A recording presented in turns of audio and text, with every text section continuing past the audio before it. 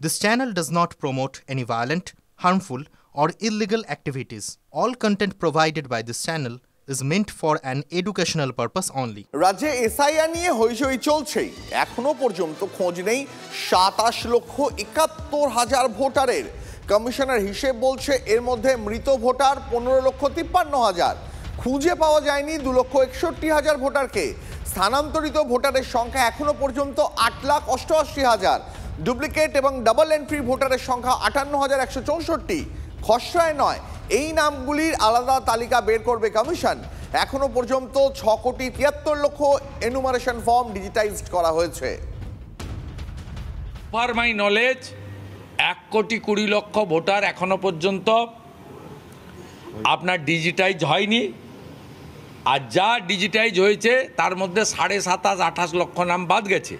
কিন্তু এই সংখ্যা অত্যন্ত অল্প। বহু মৃত, বহু বাংলাদেশি অবৈধ অনুপ্রবেশকারী, তাদের নাম রেখে দেওয়া হচ্ছে এবং নেতৃত্ব দিচ্ছেন tainted chief secretary corrupted Manoj Pant. আমাদের কাছে এভিডেন্স আছে, আমরাও পুরো নজর রেখেছি। প্রক্রিয়াটা আরও ২ মাস চলবে। আপনারা করতে থাকুন, আমরা কাটিয়ে ছাড়ব। আমাদের হাতেও ৬ নম্বর, ৭ নম্বর, ৮ নম্বর ফর্ম আছে, আমরা প্রয়োগ করব। বিজেপিও খুব খারাপ একটা লড়াই, হয়তো আপনাদের চশমাতে আমরা নেই, তো আমরা আছি, মাঠে আছি। এসআইআরের শুনানির কথা মাথায় রেখে বিশেষ ব্যবস্থা কলকাতা পুরসভার।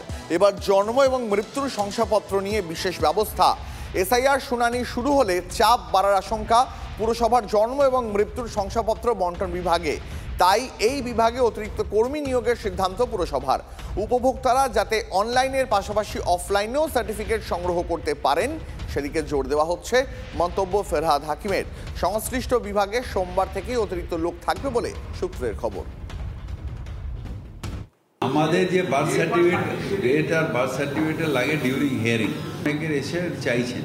এখন থেকে আমরা ওটা ব্যবস্থা করে দিচ্ছি যে যখন যেখানে হিয়ারিং হবে সেখানে তো লাগবে, যাদের লাগে যাতে আমাদের এখানে পর্যাপ্ত অফিসার থাকে দেওয়ার জন্য, সেটা আমি ব্যবস্থা করছি। আমরা এখানেই করে দিচ্ছি। যে আমাদের যে কাউন্টারগুলো ছিল ওখানে কিছু লোকজন দিয়ে দিচ্ছি, যারা এগুলো ম্যাক্সিমামটা যেটা হয় সেটা হচ্ছে অনেক পুরনো, সেগুলোকে সার্চ করতে অনেকটা টাইম লাগে। কিন্তু এনিওয়ে আমাদের করতে হবে এটা। আমরা একটু লোকজন রাখা, একটু দরকার হলে টেম্পোরারি কিছু লোক যারা এই রেকর্ড রুম থেকে ওগুলোকে বার করবে, আমাদের লেবার বা এরকম এর সাহায্য আমরা নেব। এটা আমি করছি। নেটে যেটা ওয়েবসাইটে যেটা আছে সেটা নিয়ে তো প্রবলেম নেই, সেটা বড়তেও নিতে পারেন, আপনি নিজেও ডাউনলোড করে নিতে পারেন। হ্যাঁ, কিন্তু তার আগে ধরুন ঠাকুরদাদার যাদের চাইবে তাদের ক্ষেত্রে এটা অসুবিধা হচ্ছে। যেগুলো এতে ওয়েবসাইটে আছে সেটা নিয়ে কোনো সমস্যাও নেই, সেটা যতগুলো চাইবে আমরা বড়োতেও দিয়ে দেবো, কারণ বড়োতে আমাদের বাংলার সহায়তা কেন্দ্র আছে, ওখান দিয়েও পাবে। মহেশতলায় বিজেপির গোষ্ঠী কন্দল। বিজেপি কর্মীর মুখে গরম চা ঢেলে দেওয়ার অভিযোগ প্রাক্তন জেলা সভাপতির বিরুদ্ধে। নুঙ্গি স্টেশনের কাছে দলীয় বৈঠকে বচসা। এরপরেই বিজেপি কর্মী সঞ্জীব সেনকে মারধর করে গরম চা ঢেলে দেওয়ার অভিযোগ ওঠে প্রাক্তন বিজেপির জেলা সভাপতি অভিজিৎ সর্দারের বিরুদ্ধে। মহেশতলা থানায় অভিযোগ দায়ের করেছে দুপক্ষই। মহেশতলা মন্ডল ৬-এর একটা প্রবাস, সেখানে একটুখানি ভিতরে নিজেদের মধ্যেই উত্তেজিত কথাবার্তা, কথাবার্তা আমাদের করে ঝামেলা হয়।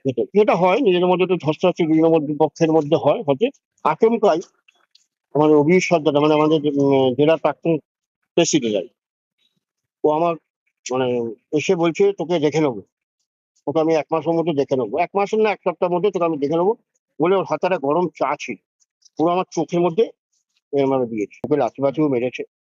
আমার খুব সেই সময় চোখে ওই অভিজিৎ সর্দারই। আমি বিজেপির গোষ্ঠী উন্নয়ন সেলের কনভেনার ছিলাম ডায়মন্ড হারবার জেলা।